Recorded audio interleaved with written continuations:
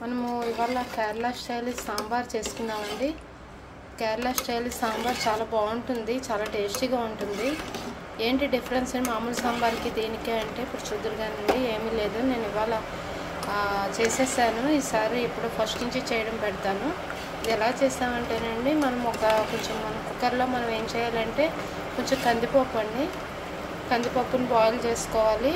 ఆ కందిపప్పులోనే నేను ఏం చేశానంటే రెండు బంగాళదుంపలు కూడా కట్ చేశానండి. ఇలాగా బంగాళదుంపలు వేసాను. వేసి నేను బాయిల్ చేసుకున్నానండి. నీళ్ళు వేసి మనం కుక్కర్ మామూలుగా కందిపప్పు పెడతాం కదా, అలాగా అది బాయిల్ అయ్యే లోపల మనం ఒక తవా పెట్టుకోవాలండి. తవాలో మనము ముందు మనం కొంచెము ఒక 10 to 15 అలాగా మెంతులు వేసుకోవాలండి.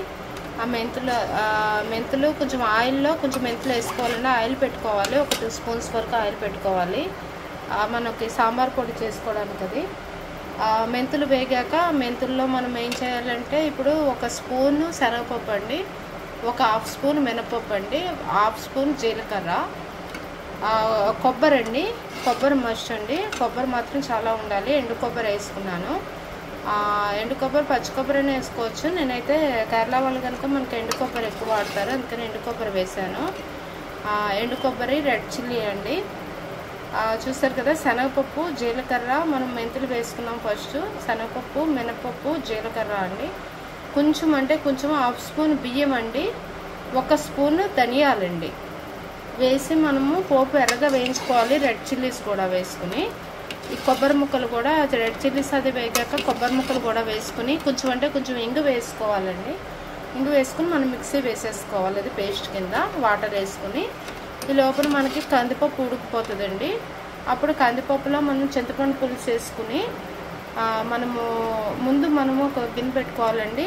ఇలా గిన్నె పెట్టుకోవాలి, అందులో ఆయిల్ పెట్టుకుని మనం ఆవాలు పోపు వేసుకోవాలండి. కొంచెం ఇంగువాను వేసుకుంటే వేసుకోవచ్చు, లేకపోతే లేదు. కొంచెం గార్లిక్ ఫ్లేవర్ ఇష్టమైన వాళ్ళు గార్లిక్, ఉల్లిపాయలు వేయించుకోవాలండి. అందులోనే బెండకాయలు, మనకు వెజిటేబుల్స్ ఏముంటాయి అవి చూసారు కదండి. నేను పంపిన అదైతే తీగుముడిగా ఉంటుంది కదా, అది కూడా వేసాను. అది కూడా వేసేసుకోవాలి. వేసుకుని మనం బాయిల్ చేసుకోవాలండి బాగాను. అది బాయిల్ అవుతూ ఉంటుంది. ఈ లోపల అందులో మనం చింతపండు పులుపు కూడా చెప్పాం కదా, చింతపండు పులుపు కూడా పోసేసుకోవాలి. తర్వాత అందులో మనము అదే ఉల్లిపాయ ముక్కలు ఇవి వేయించుకోవాలండి బాగా నీట్గాను ఆ పోపులో. ఆ తర్వాత పేస్ట్ ఉంది కదండి, ఆ పేస్ట్ పోసుకొని కొంచెం వాటర్ యాడ్ చేసుకుని మూత పెట్టేసుకోవడమేనండి. చాలా టేస్టీగా ఉంటుంది సాంబారు, డిఫరెంట్గా ఉంటుంది. తప్పకుండా ట్రై చేయండి, లైక్ చేయండి. Don't forget to share. Thank you for watching.